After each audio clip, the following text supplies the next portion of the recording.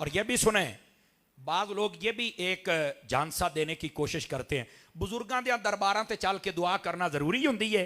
और मैंने कहा पता नहीं कौन सा कुरान और कैसे पढ़ते रहे हो बदबख्तो, ये उठा कुरान 3 पारा इसका खोल के देख। हजरत सैयदना ज़करिया अला नबीना अलैहि सलातु वसलाम अल्लाह के नबी थे ना, बोलो तो सही ना, अल्लाह के नबी थे ना। आपकी औलाद नहीं हुई थी और आपकी एक भांजी थी जिसका नाम हजरत मरियम था, जो हजरत ईसा की वालदा हैं, ये आपकी भांजी थी। आपने इनकी तरबियत फरमाई है। आप क्या करते, कमरे में इनको बंद करके चले जाते घर के अंदर और कहते कि मैं 2 दिन बाद आऊं, 3 दिन बाद तूने बाहर निकलना, तेरी सारी जरूरियात मैं पूरी करूंगा। आप एक दिन 2-3 दिनों के बाद आए तो देखा कि हजरत मरियम के पास बेमौसमे फल पड़े हुए हैं। आपने सवाल किया, या मरियम अन्ना लके हाजा, ए मरियम ये फल कहां से आए हैं? आपने सवाल किया आके। तो हजरत मरियम ने कहा, कालत हुवा मिन इंदिल्लाह, ये मुझे अल्लाह ने अता फरमाए। वो जो सबक आप देकर जाते थे ना, उस सबक को आपने याद रखा, विलायत की सीढ़ियों पर चढ़ती रही, क्योंकि औरत नबी नहीं हो सकती, फरिश्ता भी नबी नहीं हो सकता, जिन भी नहीं हो सकता, हमेशा नबी इंसान होता है, मर्द होता है, यह याद रख लें। अच्छा, उनके अंदर विलायत के उस दर्जे पर पहुंच गई। कमाल यह था, बेमौसमी फल आपके पास हैं, मौसम नहीं फल पड़े हुए हैं। जब कहा ना अल्लाह के पास से आए हैं, तो आप समझ गए कि जो विलायत के रास्ते का सबक मैं दे रहा था ना, ये उस बारगाह तक पहुंच गई है। तवज्जो रखना। अब जब उनको ये कमाल मिल गया तो आपने क्या किया, हजरत ज़करिया अलैहिस्सलाम ने वहीं पर खड़े हुए, अब कुरान कोई पढ़ के देखे तो समझ आए ना, आपने फरमाया होना लेका दआ ज़करिया रब्बहू काल रब्बि हबली मिन लदुनका ज़ुर्रियतन तय्यबतन इन्नका समीउद दुआ।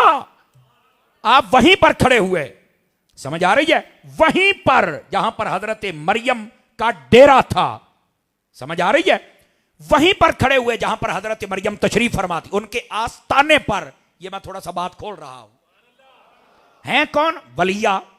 अब वहां पर हजरत ज़करिया खड़े और किया क्या? दुआ मांगी, और दुआ में भी कमाल कर दिया।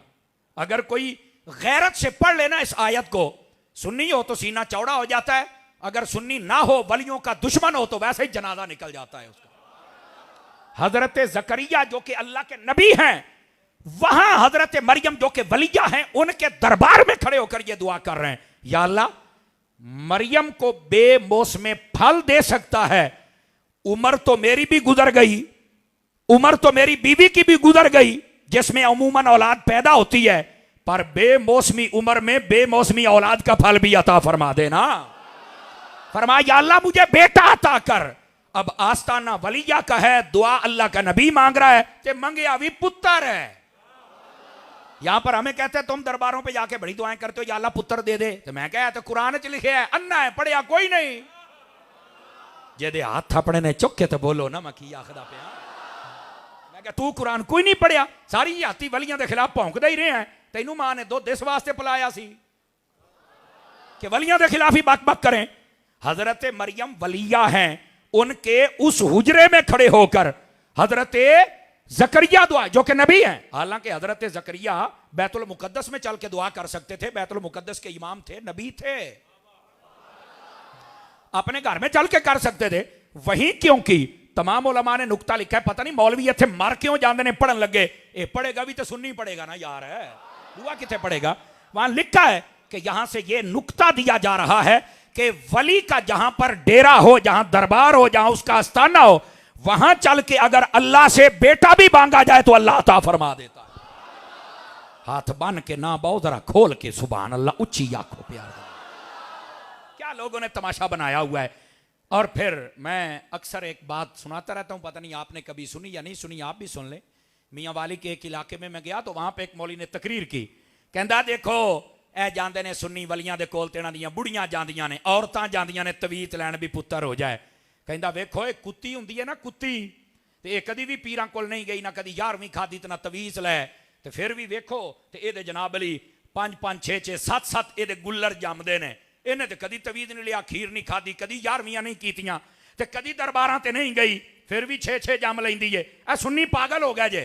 अब उसने जब ये बात की तो चंद दिनों के बाद मेरी हाजरी थी, होना मैनू आख्या मौली साहब इहदा जवाब चाहिए है, तो मैं क्या हुण भी नाथ खाना नूं सद्दो, जवाब लो ना, हुण भी कवाला नूं सद्दो जिन्हां नूं 2-2 लाख दिंदे हो, है सानू तो देण लगे, वैसे पीड़ा छुट जांदियां ने, सद्दो। मैं क्या नहीं हजूर तुसा हुण शेर आहले सुन्नत हो तो जवाब दियो।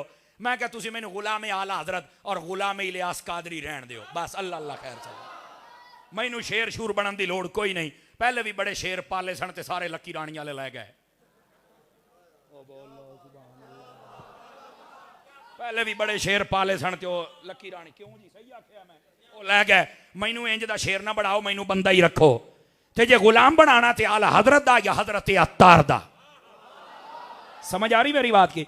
और मैं आख्या अच्छा अगर है तो मैं अब जवाब दे के जाता हूं, पर थोड़े जे फिर तकड़े रहे आजे तुहाडे कंबड़ भी छेती लग पैंदे हो ना। कहने नहीं नहीं असी तकड़े हैं सही जवाब दो। तो मैंने वहां पे कहा कि यार पहली तो बात है हुकूमत को चाहिए कि ऐसे बेलगाम मौलवियों को लगाम डालें जो वलियों के खिलाफ भौंक के जाते हैं। भाई तुम्हारे जमात में कोई वली पैदा नहीं हुआ तो साडा ते कसूर नहीं, अपने मां प्यो नूं पुछो। मट्ठे बोल दे पुत्र आवाज खोल दे, तेरा डब्बा नहीं पड़दा, थोड़ी जी खोल दे आवाज। खैर है इधर देखिए। और मैं क्या अपने मां प्यो नूं पुछो भी तुहाडे विचों एडा नेक क्यों नहीं जमया। हुण बाप गौस आजम दे बाप वर्गा होवे ते मां गौस पाक दी मां वर्गी होवे ते तां ही अब्दुल कादर जमदा है ना। समझ आ रही है? इत्थे तो पता ही कोई नहीं हुंदा की हिसाब किताब है, फिर कित्थे नेक जमन। मैंने कहा पहली बात तो ये है अगर तुम्हारे अंदर वली नहीं पैदा हुआ तो मैं क्या कर सकता हूं। साडियां नूं ना भौंको यार। और अगली बात भी सुनिएगा। मैं कहा गल सुन ए मौलवी नूं मैं क्या मेरा पैगाम देना जे इस अत्तार दे गुलाम दा। मैं क्या मैनू एक गल दस, कुत्ती जे दरबारां ते नहीं गई ना ते खीरा नहीं खादियां ते तवीत नहीं लै ते उत्थे दुआवां नहीं मंगियां, उन्हें भावें 6 जम्मे ना ते जम्मे भी कुत्ते दे पुत्तर ने। असी कहने आ एक जम्मे पर बंदे दा पुत्तर ते जम्मे ना यार। बात समझ आई है कोई नहीं आई आप? असी भी फिर यही आखीदा है वे पीरा एक होवे पर बंदे दा, सारे बोलो बंदे दा पुत्तर होवे। असल आ रौला जे उसले कहते नहीं मौली साहब हुण सही सट मारी हो। मैं कहा इंशाल्लाह ये हयाती हुण बोले तो फिर गल करे आजे। और मैं आख्या मलंगा नूं ना छेड़ो ना छेड़। इस वास्ते इस आस्ताने पे आके इस रात में दुआ करना ये फायदे से खाली ना होगा। चूंकि बस औकात ये भी धोखा होता है नहीं जहां से भी आप दुआ करें अल्लाह तो सुन लेता है।